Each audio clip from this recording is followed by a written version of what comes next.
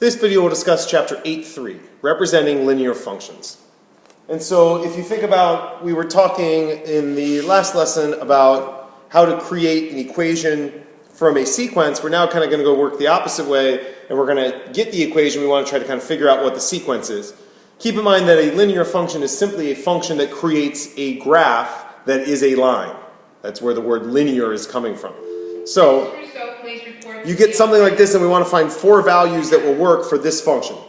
Y equals 7x. So I'm going to just take a couple of numbers, and I'm going to put them in here, and I'm purposely not going to pick 1, 2, 3, 4, though you could. I'm going to pick, let's pick like some interesting numbers maybe, just to kind of see, and as you can see, I'm not going in order. So to figure out what y is, and this is very similar in and out boxes that you've done in the past, I take this x, I substitute in here, so I go 7 times 1,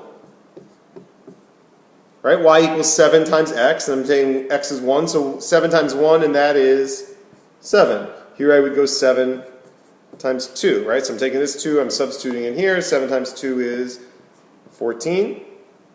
Now we're going to do negative 3, so I'm going to go 7 times negative 3, and so 7 times negative 3 is negative 21, and then this one would be 7 times 0, because I'm taking 0, putting it in there, 7 times 0 is 0.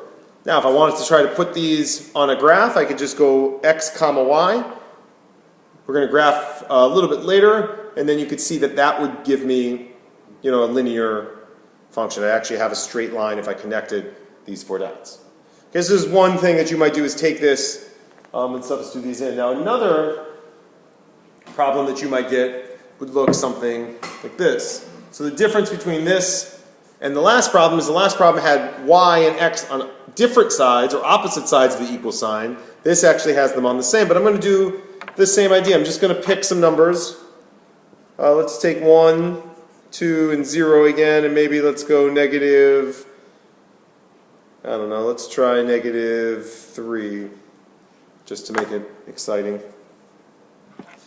All right, so I'm going to take a 1, I'm going to substitute in here for x. So I got 8 times 1, so that's 8, plus y equals 20. So I got 8 plus y equals 20. So you can either subtract 8 from both sides, or what number, 8 plus what number equals 20, so y is going to be 12. Here I'm going to take a 2, substitute in 8 times 2 is 16, so I got 16 plus y equals 20, right? Either subtract 16 from both sides, or what number, when added to 16, would give me 20. This number should be 4. Okay, I take a 0, I substitute a 0 in for x. 8 times 0 is 0, plus y equals 20. Right, the 0 will cancel out, so I got y equals 20, so this is 20. And then if I take a negative 3 and substitute it in for x, 8 times 3 is negative 24, plus y equals 20. Now I'm going to add 24 to both sides, or what number plus negative 20, when added to negative 24, would give me 20, and this should be 44. Right, so it's going to be a large number. So you can see sometimes when you make it interesting, numbers get a little bit bigger, but 44 is not a huge number, particularly when we're in 7th grade. So, this is basically, if I were to put these points, I would need a different graph than I probably had in the other one, but when I put these points onto the graph, it would create a straight line. All right, now let's talk about graphing. It's some terms that we should probably know about graphing. So if I got this, I really want to focus on this point and this point. So this point is what is called the Y-intercept, right? This is where this graph crosses the y-axis. And this point, this is the X-intercept. This is where it crosses the x-axis. So, crosses the x-axis at the x-intercept, crosses the y-axis at the y-intercept. The interesting thing about this is if you look at the value of this, right, or the coordinates of this, it's 1, 2, 3, 4. This is at, remember x comes first, this is at 4, 0. And then this point is 0, 1, 2, 3. So this is at 0, 3. So the value, and this is a really important concept to understand, the value of x at the y-intercept is always 0. So even if this point were down here, it would be 0, 1, 0, negative 2, 0, negative 4. It's always 0, comma something. So the y-intercept is 0, comma, and then this is the y-intercept. The x-intercept is the exact opposite, right? This is 1, comma 0, 2, comma 0, negative 2, comma 0, and then obviously our x-intercept, which is 4, comma 0. The value of y at the x-intercept is always 0, whereas this value will change. So one thing that's important to understand is that if I put a 0 in to an equation for x, I am actually going to find the y-intercept. So for example, coming back to our last problem, this here, 0, comma 20, this is the y-intercept of this graph.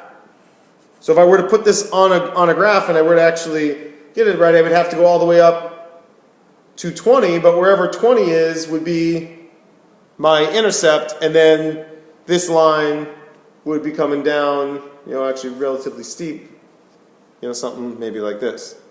So this is the y-intercept, and so that we found that because we substituted a 0 in for x to find y. Keep in mind we could do the same thing, substitute a 0 in for y, and find x. So we're going to end up graphing this equation. So the question is, can we find the two intercepts? So if we find the x-intercept, okay, and one really important thing to remember is that the x-intercept, y is going to equal 0. And then we're going to find the y-intercept, and remember that at this point, x will equal 0.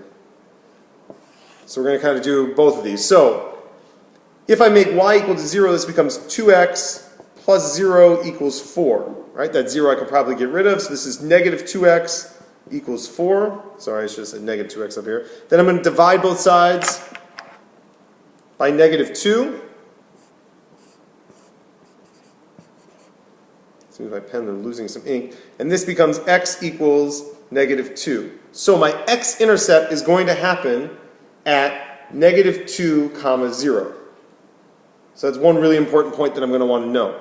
So at negative 2, comma 0, I have got, let's make this so it looks like a comma. Negative 2, comma 0 is one point that I really want to kind of worry about. And then I'm going to take, to find the y-intercept, I'm going to take 0, I'm going to substitute in for x. This becomes negative 2 times 0 plus y equals 4. This is 0 plus y equals 4. Right, the 0 is going to end up going away, so this is y equals 4. So I know that my y-intercept is going to happen when x is 0 and y is positive 4. So if I'm going to take these points and put them now on a graph, I got a graph like this. If I want to graph this equation, right, the easiest way for me to graph this equation is just find basically 2 points and then essentially connect the dots. So I'm going to use this point and then connect the dots. So if I know that negative 2, 0 is 1 point, I go 1, 2, that's right here. So that's my first point. Right? And then I need to find 0, 4, 1, 2, 3, 4, that's here. Those are my 2 points. So now all I need to do is connect the dots, and I've got myself the graph of negative 2x plus y equals 4. Okay, and so I found we'll come back to this one in a second. I used the equation to find the x and the y-intercept, and once I found the x and the y-intercept, I'm just putting those 2 points on a graph, and I simply have to connect the dots. All right, that's all I got for you on representing linear functions. Thanks for watching the video. Don't forget to do the problems on the bottom of the page. I'll see you in class.